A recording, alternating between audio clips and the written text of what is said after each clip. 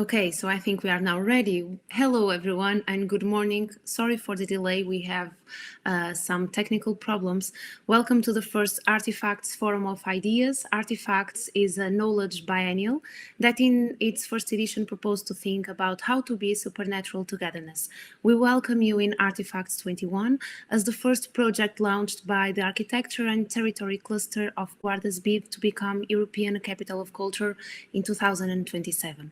After an international open call and 1 month residency with handcrafters of Guarda and Fundão region that propose an alliance between the ones who keep the ancestral knowledge of the interior of Portugal with a younger artistic generation, and the sixth exhibition we just opened last week, we want to continue to share ideas. So in this forum of ideas crossover between the participants in the first edition of Artifacts and also artists, designers, architects and thinkers and also curators from all over Europe, we will have the space here to ask ourselves, can art and architecture rescue a legacy in danger and an uncertain future to rewrite it from a point of view behind the human? So the first panel therefore focus on the role of ecologies and technologies in sharing knowledge in territories similar to Guarda. For this reason, we'll be joined by Pedro Gadanho, Executive Director of Guarda's 2027, the Architecture Collective Warehouse, participant in the first edition of Artifacts, as well as representative of rural and cultural initiatives NIDA Art Colony from Vilnius, Lithuania, and Inland Campo Adentro from Madrid, Spain. To quick introduce our guests. So Pedro Gadanho is architect, curator and writer, as well as former director of museum. Previously, Gadanho was curator of contemporary architecture at the Museum of Modern Art in New York, where he coordinated the Young Architects Program and curated exhibitions as 9+1 Ways of Being Political and Even Growth and a Japanese Constellation. He has edited the Behind bookazine and the Sharp Panel Contemporary blog and contributes regularly to a variety of international publications. Represented from Inland Campo Adentro, Fernando Garcia Dori. Inland Campo Adentro is a platform that links territory, culture, and social change. It develops different lines of action, on a local and international scale, including hosting programming study groups, coordinating artistic interventions in more than 22 villages, or impulsing the Nuevo Jardín de IDEIAS in Matadero El Solar since 2013. Inland functions as a collective, as a para-institution that initiates one-side collaboration centered on territory designing economies and communities through practice as a foundation, for the regeneration of social and cultural post-contemporary art and rural revitalization. From NIDA Art Colony, we welcome Egia Inzul. NIDA Art Colony is an art and meeting space surrounded by sand dunes and seas. As a resourceful platform, it runs a residency program, NIDA Doctoral School, and initiates art education and research projects. They aim at a creative confluence of academy and non-academy education, artistic and scientific practice, hard work and leisure. From Collective Warehouse, we welcome Monica Diogenio. Collective Warehouse develops participatory architecture projects of cultural and social scope. The design and construction of participatory process lead to results with greater impact on the emerging urban landscape. Warehouse project seeks to contribute to a collective and responsible construction of public and private space and grounds its architectural praxis through design, experimentation, mediation process, civic participation, collaboration, and practical intervention. So welcome you all for the next few minutes. They will present their work context in 10 minutes presentations each. This will be followed by a conversation based on the series of questions posed by our chair, Pedro Gadanho. So welcome you all in Artifacts. Hello, good morning, bon dia, and again, sorry for the delay. We had already said some things, but here we go again. As Andrea said, I'm the director of the bid for European Capital of Culture 2027, not only for Guarda, but for 17 and now 19 municipalities in this inner region in Portugal, close to the Spanish border. And I should give some context to make you understand why this idea of sharing or even confronting forms of knowledge is so important to us, and why for us the artifacts is quite a good anticipation of the kind of programs we want to organize for our program in 2027 if we want this title.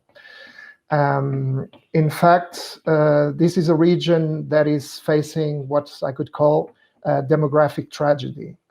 From the last census organized in Portugal, this area has been losing population at a rate of 10% each 10 years for the last 30 to 40 years. If you make some quick math, it's not difficult to understand that by 2100, there would be nobody living here, which would be an interesting possibility of rewilding for the whole region. But if we don't want that, then we would have to invert this trend very quickly. And this is one of our main concerns when we are preparing our bid for European Capital of Culture. In fact, the idea of sharing knowledge is for us very important because we think it's one of the tools through which we could start a transformation at the large scale in a territory which is quite vast, but has a population of 250,000 people, which is a small city in Europe. And so it's a low density area, still very connected to rural practices and very connected to nature, offering quite strong landscapes because of the presence of the highest mountain range in Portugal, the Serra da Estrela.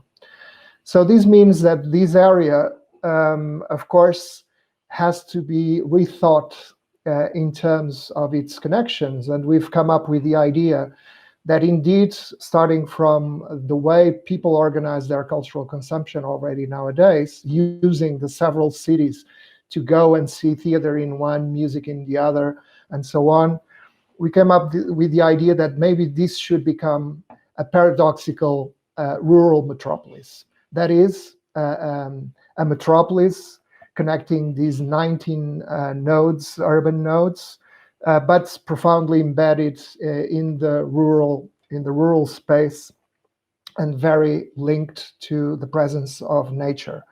Because of course, also one of our concerns is to understand what is the future of the region in terms of the climate emergency and the ecological crisis that we are entering. And in that respect, we do believe that there might be quite an opportunity for this region to become a welcome region, rather than just continuing with this demographic loss.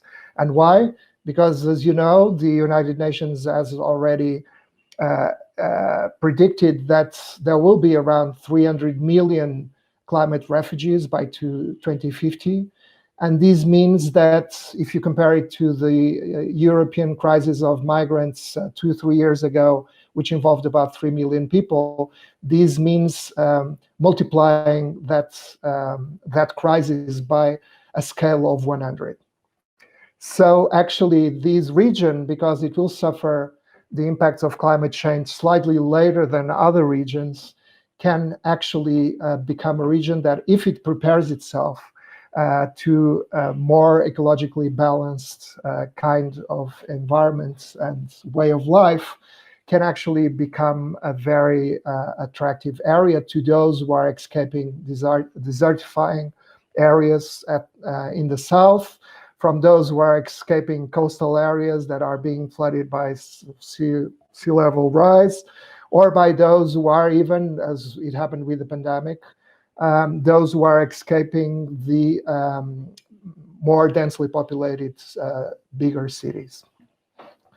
So this means that if we want to prepare this region for that outcome, then the idea of sharing and confronting forms of knowledge is absolutely crucial, because this region was more and more isolated over time. It also lost its younger populations that would go to university and not come back here. There is a lack of offer of high-quality jobs for younger people. And this means that the region is being depleted also by those who could introduce innovation, creative practices, and of course, other cultural dynamics. So this is, like, I would say, one of the first aspects that we want to focus with the idea of sharing and confronting forms of knowledge, which has to do, of course, with sharing intergenerational knowledge, of which artifacts is a good example. We're talking about artists who will be in the range of ages from 20-something to 40-something, or 50 even, but working with craftsmanship, with craftspeople who are about 80 to 90 years old, and who are probably the last representatives of techniques that were profoundly embedded in this region. And that means also another form of confrontation, which is to bring together local embedded knowledge, still very connected to rural practices, still very connected to ancestral knowledge of how to deal with resources and ways of life, still very connected to nature, to, of course, people that represent, I would say, a form of nomads or global knowledge, and that also bring contemporary practices and discourses into the fore. This dialogue has not existed in this region for the last years. The lack of visual arts is quite surprising. There is a strong tradition in theater, in music, traditional forms of culture, but not so much in the visual arts. And that's why we are also defending that artist residencies, of which we have a good representative here today, are probably one of the ways in which we can start to change and transform this territory into a new direction. And finally, the last aspect, which again artifacts reveals very clearly, is the idea that we should be confronting forms of knowledge that are provenient from different disciplines. So we must also work on interdisciplinary knowledge. And so here, it's good to see that we have entities, collectives, that precisely reunites people from different disciplines, because that's precisely one of the solutions we find to start discussing the issues that are really important for this region, including the relationship between scientists and artists, and of course, different creative areas related to economic agents, political agents, and sociological agents in the region that may provide new forms of inclusion in a region in which, as I said, there is a divorce between people and the cultural practices that we think are necessary to transform the region. So I would say this is, for us, the main context, so that you understand where we're speaking from, and also the context, I think, for this conversation, because we have here people who've had different experiences, sometimes similar to the ones we're living here, namely in the relationship with rural spaces or in the use of art residencies, of a way to promote the sharing of knowledge. And so I would start immediately the presentations, and I would pass the baton to the Collective Warehouse, which were precisely one of the participants in the biennial, in the Artifacts Biennial, and asking them not only to present their work, but also, of course, to tell us a little bit of how did this experience work in terms of sharing their interdisciplinary knowledge and their form of practice with the people they found in this territory. So I leave you with Collective Warehouse. We both are architects and carpenters, so we have this approach, hands-on design and build, which is a practice that we are trying to improve more and more in order to make it a common practice in architecture and in urbanism. I want to speak about our process during this biennial in Fundão, because we had the opportunity to. Do you want me to share the screen or? Yeah, maybe. Okay, thank you. Perfect. So. We had the opportunity, as I was saying, we had the opportunity to work with the Fab Lab Aldeias do Xiste during this biennial. And we work with digital fabrication because we want to reflect about how digital fabrication, that is not a traditional craft, can respond to the artifacts call, which is about the legacy of the ancestral knowledge in danger and how to transmit this heritage or knowledge to new generation that are facing different issues such as Anthropocene, ecological problems, global warming, etc. So we choose digital fabrication as topic of investigation among the others because it drew our attention, because it's not a traditional craft, of course. So we start questioning why digital fabrication is in the school. We start questioning what can be considered craft, what can be considered traditional, and how digital fabrication can be a possible interpretation for this call. So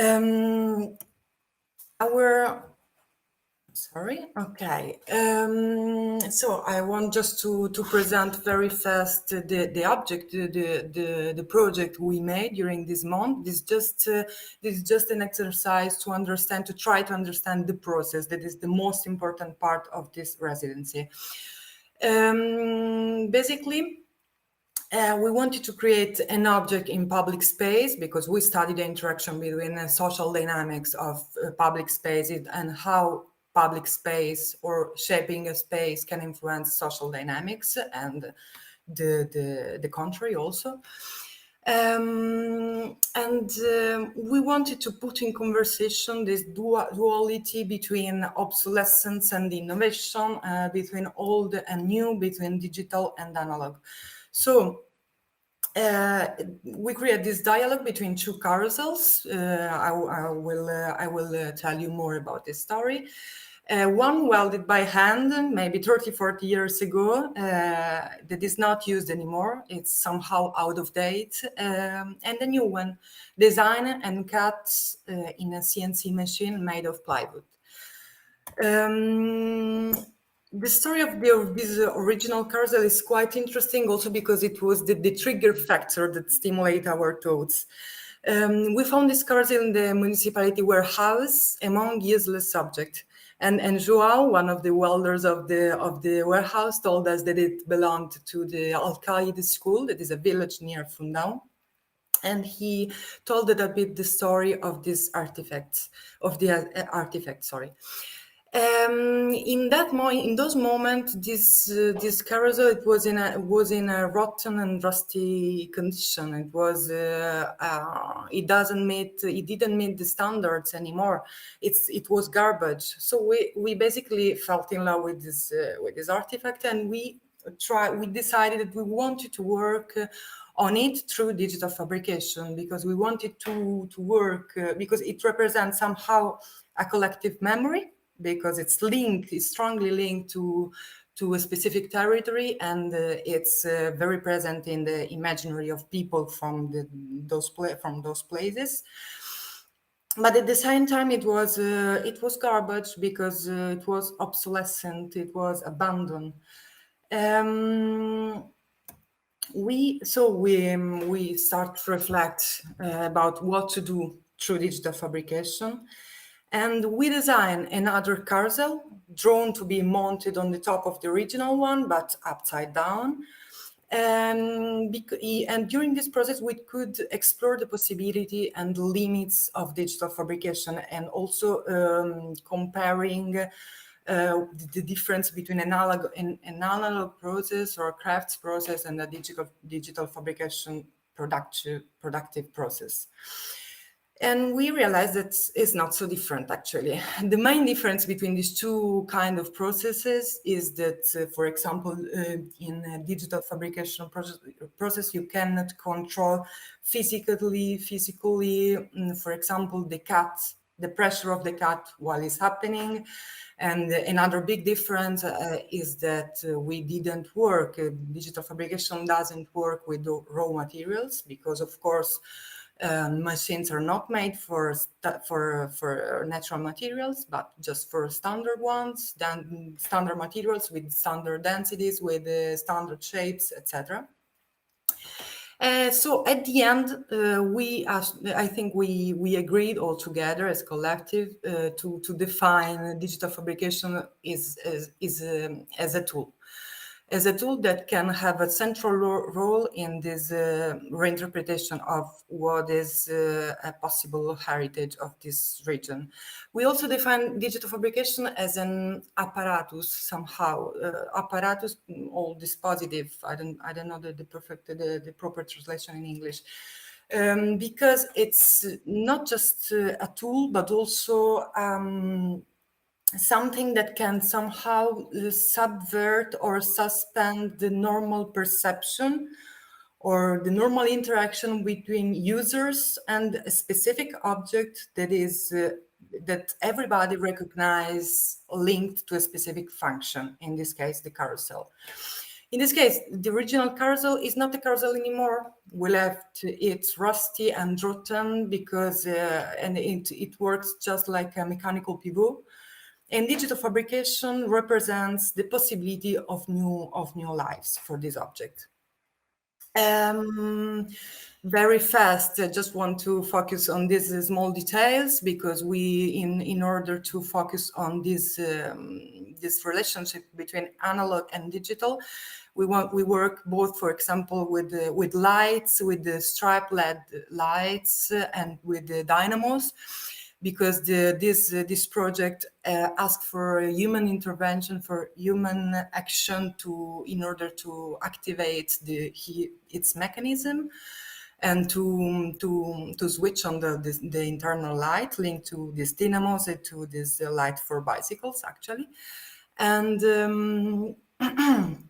And also another important part, that is maybe the most important part, is this B side of the project.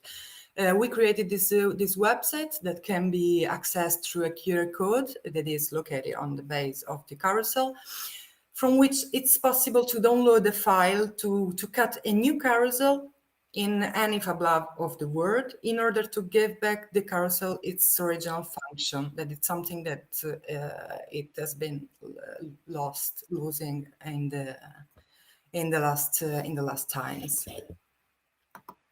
Very fast. I think if I'm on time. So thank you. Okay, thank you. And I would move immediately on to Inland Campo. Good morning, everyone. Thank you for bringing us to have the chance to share with you in this very interesting, timely, and necessary initiative that you are taking. Good courage for it. I've been myself part of 2 attempts to be capital of Europe. It's a huge work, but I'm sure that you have the right approach and the good elements to make this application to success. I think that, as you very well said, Pedro, the reality of the Iberian Peninsula is shared and very common.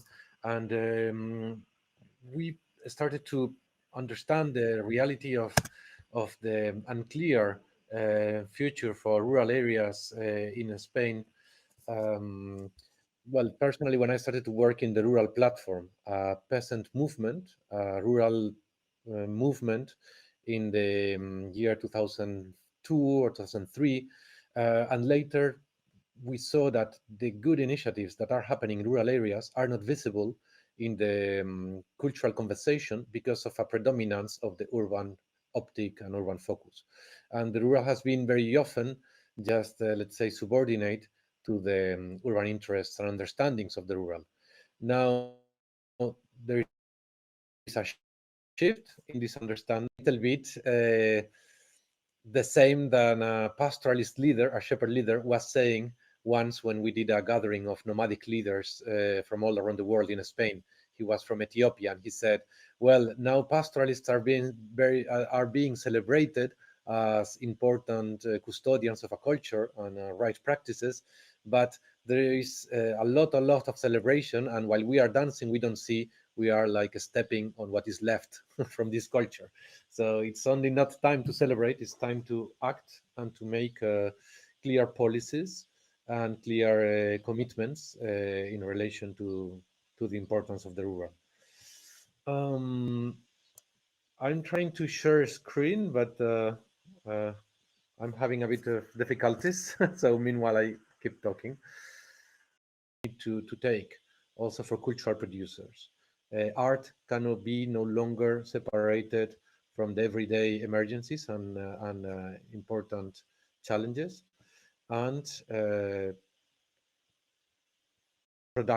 cultural producers have to be aware of the context in they are in.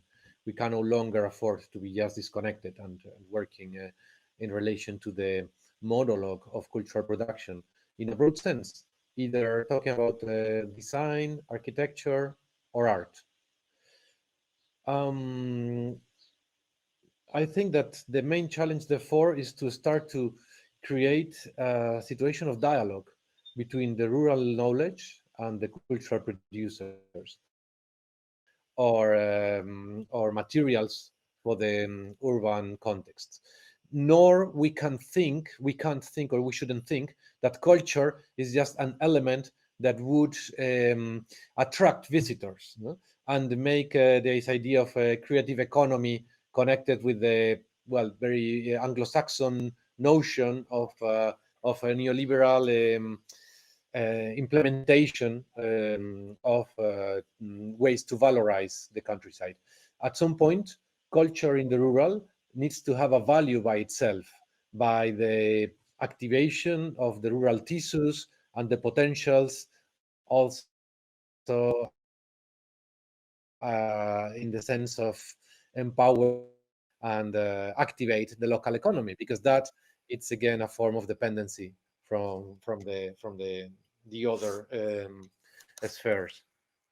So what we tried since 2010 is to, as I said, put in practice a series of experimental pilot projects in 22 villages, working first with artists and also with architects and designers in relation to the problematics of those communities. And the project has been evolving. We are now working on different contexts, especially in our places that are communities of practice, in Madrid, but also in the north of Spain, where I am. We are rebuilding and recovering an abandoned village in the north of Spain, and also in Mallorca, that it's more the Mediterranean context. Well, I've been now talking for 10 minutes. I don't know if I should be closing up a little bit on my input, but let me know if I have 5 more minutes, if in case you can hear me. Is it okay? Hello? Okay, now I hear you well. Okay. I I'm now think that online. soon I was talking to, and I was actually hearing your notes on having something different than tourism, a tourism dependent kind of culture, especially now that the pandemic has shown that this dependency can be a huge problem. And I think that's the kind of situation which would be confirmed by other upcoming crises in terms of climate emergency. So I would like to ask you, just taking advantage of this moment, give you 2 more minutes and just ask you if you have considered aspects of climate action and how are people involved with these issues or conscious of these issues, and how does that play or may play a role in your kind of work? Yes, totally. Can you see the screen I wanted to share? Okay, so that's the Not yet. diagram of inland. Can you see it now? Okay, it's coming. Okay, let me know. Yeah, it's here. It's here. All right. Okay, perfect. So I'll try to very quickly go through the question, because, of course, this is something we have to have very much in mind. Here we see the situation for 2070s in some decades, and as you can see, the Iberian Peninsula will be hit very hard by water stress situation. Now, if we look at these are a map and data gathered from the Spanish Ministry of Rural Affairs, so it doesn't include Portugal, but I guess we would have a very similar situation of the majority of population being concentrated in the main urban areas, and most of rural Spain being in a big danger of depopulation, and with that depopulation, we have the loss of the custody of landscapes and the possibility of managing, for example, clean forests in danger of higher temperatures and fires. So the risk of fires will increase enormously in the Iberian Peninsula.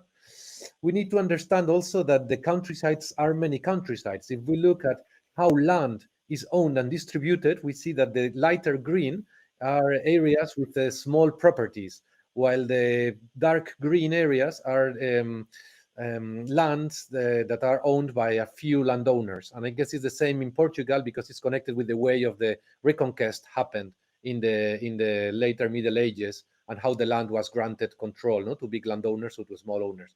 So all that creates different countrysides.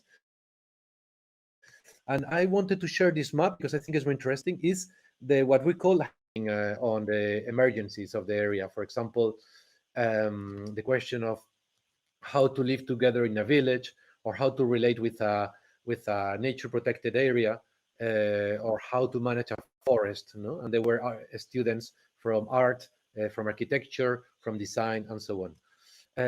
This is combined with intervention of artists. For example, in this case, Hito Steyer, the German artist, who was working with the idea of the shepherd in relation to predators and the wolf, and producing in the caves we are maturing the cheese, producing what would be the cheese coin, an internal currency for the organization, for inland.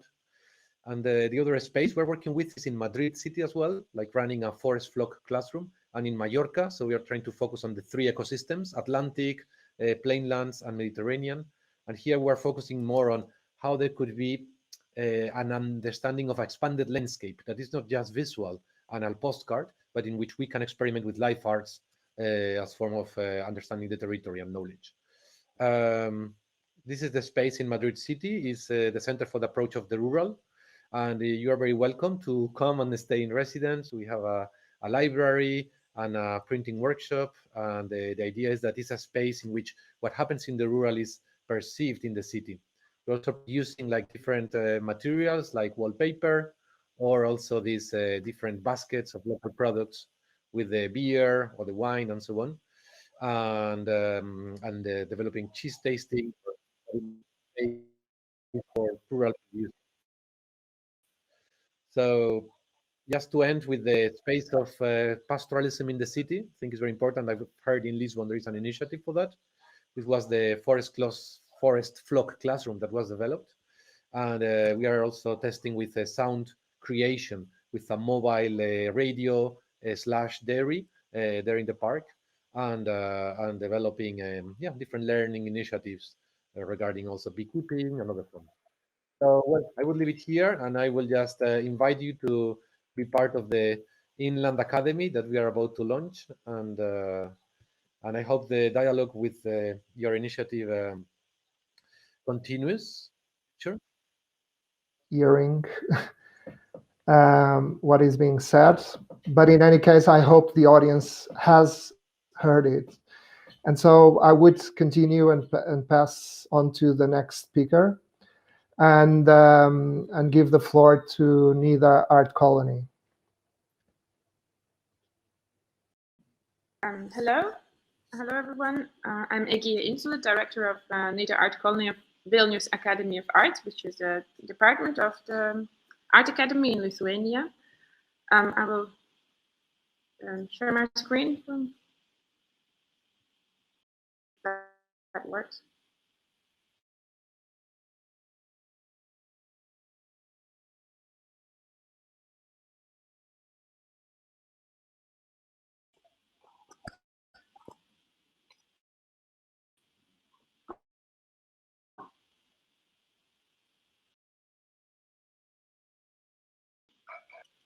I have not experienced as many technical glitches in my presentation as today.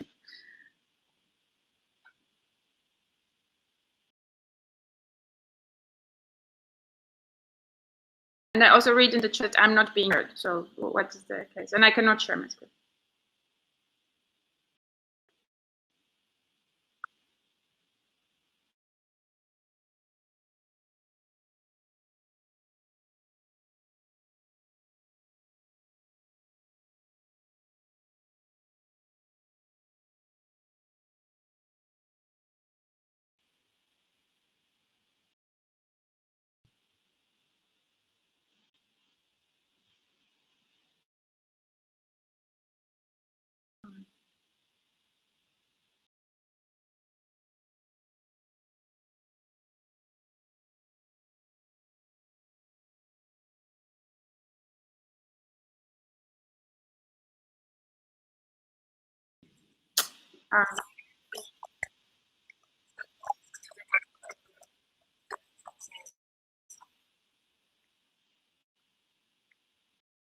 So you see,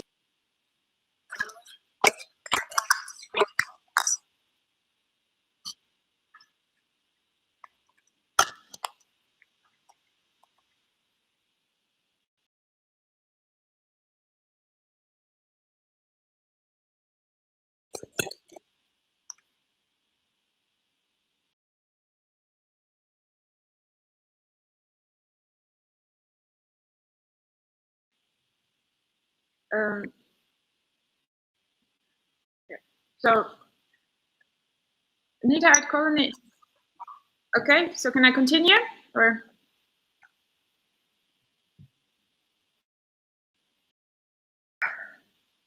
I don't know how to do this. It's like super.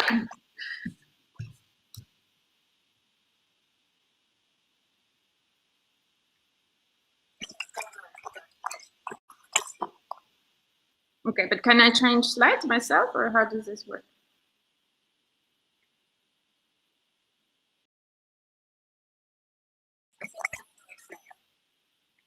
Okay, that's correct. We are located on Curonian Spit, which is a long peninsula of 90 kilometers placed. I'm sorry, this is not, I cannot do it. This is like, how can I share something if I cannot explain anything? These technical glitches are really, really annoying. And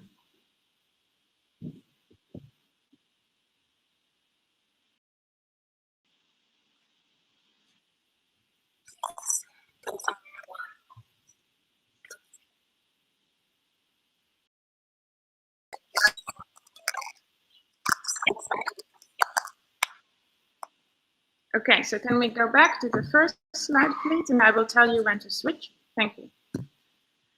As you see, the territory of that is, or geography that's basically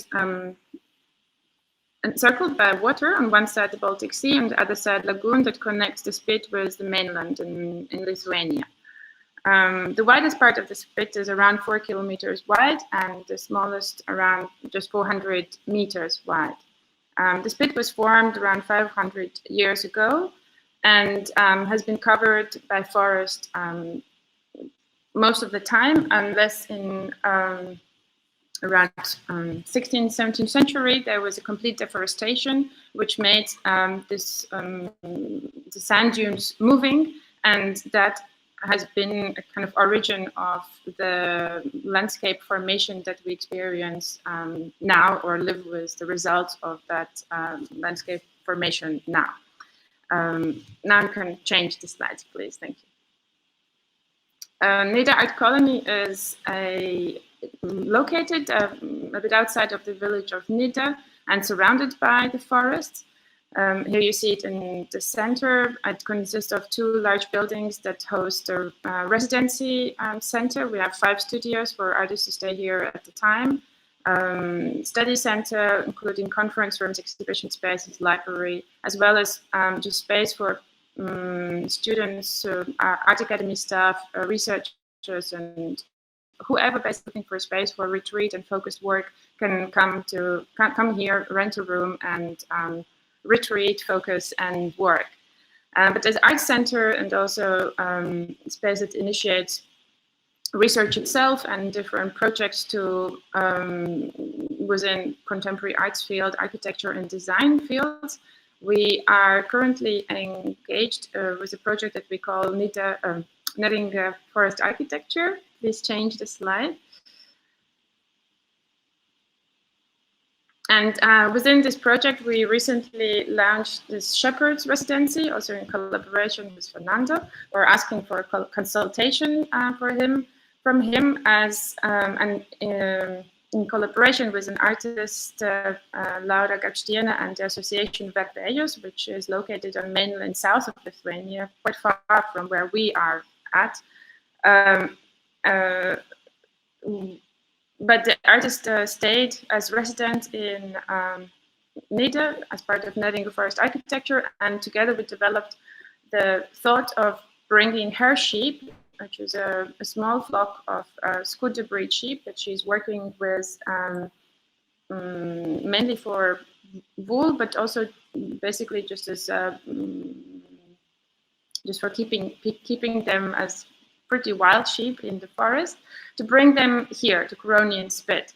Because as part of the project Netting Forest Architecture, we are seeking to pose questions from the side of cultural institution, pose those questions of how this forest is managed, how this landscape is being formed, and referring to the fact that the domestic animals are banned from grazing in the forest since the late 90s. And with this project, we find ourselves in the middle of this discussion between a national park, who is in charge of most of the landscape and the territory here, and the forestry, who is managing the forest in this landscape. The landscape is, you can change the slide once, and then you can, and the next one. You can move to, yes, thank you. The landscape is artificially planted. The forests here are artificially planted. So after this moment of deforestation 200 years ago, different tests were made to fortify the moving sand dunes, and through planting different types of pines, among them mountain pines, the dunes were fortified, and now the forest is has taken over the dunes. The dunes are not moving anymore. You can go to the next slide.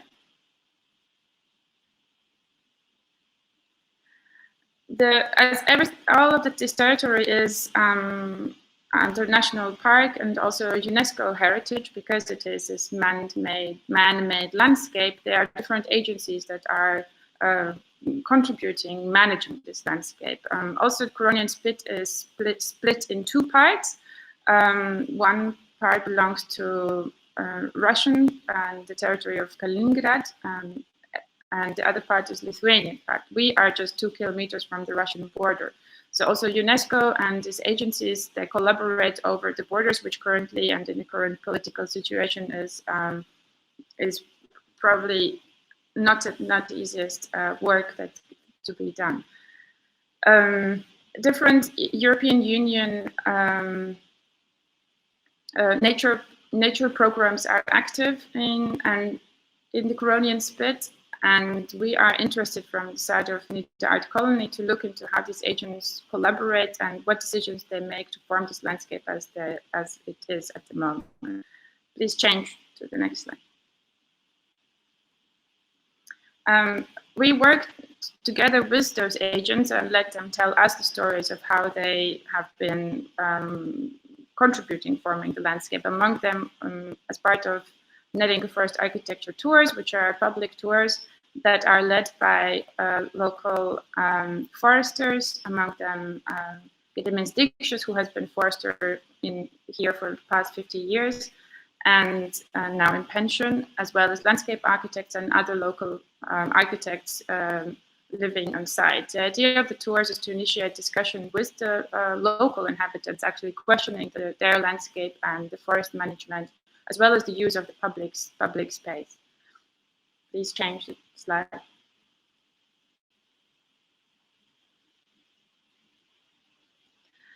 The forests are managed and cut by forestry that is not located on Curonian Spit, but on mainland, and a certain amount of timber needs to be cut each year according to the regulations that they have, that there are at stake. And we, as part of the project, we have found a way how we can use this system and find a way how the timber that is logged yearly on the spit can actually stay in this on the spit, and that used by artist residency coming to stay in NIDA, as well as Art Academy students, and specifically artists that we invite to work with this local timber. The timber is considered B or bad quality due to the special weather conditions that that this territory is exposed to. The sand dunes, the soil is quite specific, as well as wind. But this, of course, for us is the interesting resource to work with, and every board, every piece of log that we get is for us a unique material that is studied, and then you can move to the next slide. Various kinds of objects of working with this timber are then produced.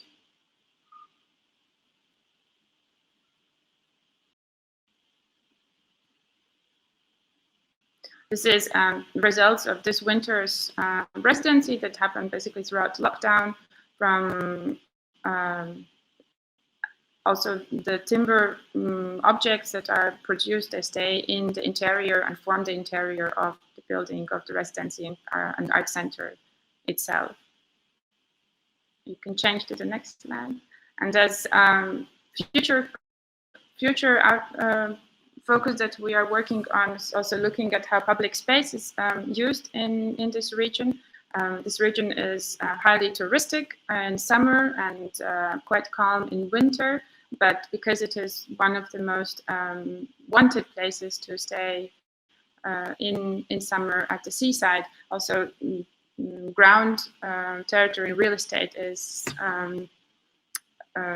are points of public concern and interest. We have what we're working on is reinstating a public summer stage, which was a construction that was established in almost every village and town and smaller town throughout Soviet Union. And this stage has been abandoned for the past 10 years, waiting for some type of other public cultural structure to be replaced. But our proposal, you can change the slide, is to reinstate the stage basically to its original form and just open this territory again as a public space to be used for, with no assigned or no particular and definitely no specific commercial reason. Because the territory at the moment in front of this stage is used as a parking lot. So already the change from parking lot into public space that is enacted again and used would be a significant change. This is what we do in IDE, and especially at the moment with netting the forest architecture project. Thank you. Sorry, we continue the technical glitches. But I was just saying thanks for both of these presentations and also Collective Warehouse. And I was congratulating Andrea on the choice of participants, because I think we do have a lot in common in regards to the goals that we're trying to pursue with this candidacy to European Capital of Europe. So, of course, I leave already the challenge or the wish that we can continue conversations and also promote what I would say is very important at this point, which is the international exchange of these experiences and forms of practice and knowledge, because certainly these are also very important because they bring in very different perspectives, especially here when you consider that this region in particular, in Guarda, has been kept in a way isolated from a lot of incoming international discourses, and we certainly must change that. I do have a question because we are already over time, and there was supposed to be starting a new panel at 12. I actually have also a commitment starting at 12. So if Andrea wants to continue the conversation and have a few questions, I'll leave it to her to continue. But again, I think the contributions were already quite special and quite important. And I would like to keep these conversations going after this panel, actually. But so I'll leave it to Andrea if she wants to continue and manage the time lag and the delay in regards to the next panel. And on my part, I thank you again for these wonderful presentations and for the insights you brought in, which I think are very relevant to us. Unfortunately, as I said, I will also have to leave now. So, but I hope to see the recordings later, and if there is more conversation, to have it to see what are the following contributions. Thank you very much to all, and talk to you soon. Thank you, Fernando. Thank you, Egi, and thank you, Monica, for your wonderful contributions. As I was reading on our chat, is really a pity that we had to deal with these technical problems we had at the beginning. That's the reason why we are so delayed in the schedule. Yeah, we will now move on a 5 minutes break, and then we'll start the next panel with these letters without time for Q&A. But I want to really apologize for these tremendous technical problems we had. We really are in need to be in physical presence of each other, and don't let those problems catch us and constrain us on the communication and the dialogues. So you are all welcome in Artifacts, and I really hope you all can join us as soon as possible. And let's be in touch and let's share ideas, because this is what we want to do with this forum. So let's go now for a 5 minutes break. Once again, thank you all for your contributions.